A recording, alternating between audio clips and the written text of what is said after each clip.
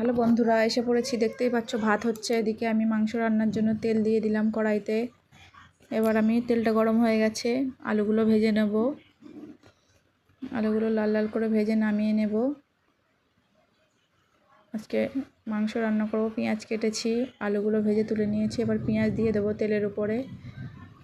পেঁয়াজগুলো ভালো করে ভেজে নেব। ভাজা হয়ে গেলে এর উপরে দিয়ে দেবো মাংসটা। দেখতেই পাচ্ছ পেঁয়াজগুলো ভাজা হয়ে গেছে। এবার মাংস দিয়ে দিলাম। মাংসটা একটু নাড়াচাড়া করে নেব। কড়াইটা এক্ষুনি পড়ে যাচ্ছিলো আমার হাত থেকে। লবণ দিলাম, গুঁড়ো লঙ্কা দিলাম। এবার এটাকে ভালো করে মাংসের সঙ্গে মিশিয়ে নেব যতক্ষণ না তেল বেরিয়ে আসছে। আদা রসুন জিরে পেস্ট করে নেব, দিয়ে দেবো মাংসের ওপরে।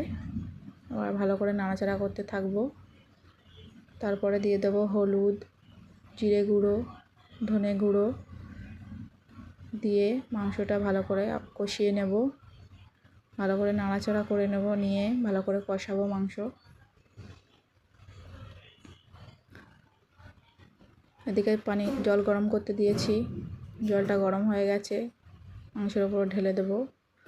মুরগির মাংসে বন্ধুরা একটু গরম জল দেবেন, তাড়াতাড়ি সেদ্ধ হয়ে যাবে, খেতেও সুস্বাদু হবে। চাপাটা খুলে দেখে নেব কত দূর হয়েছে, মাংসটা কতটা সিদ্ধ হয়েছে। এরপর দিয়ে দেবো চিকেন মশলা। জোফা থেকে চিকেন মশলা নিয়েছিলাম, ওই মশলা দিয়ে দিলাম। আর দুটো চেরা কাঁচা লঙ্কা দিয়ে দিলাম। আবার ভালো করে নাড়াচাড়া করে আবার গরম জল দিয়ে দেবো মাংসটা হওয়ার জন্য। গরম জল দিয়ে দিলাম বন্ধুরা।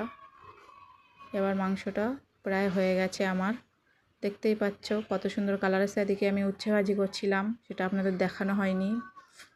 উচ্ছে ভাজিটা দেখিয়ে দিলাম বন্ধুরা। আজকের দুপুরের আমার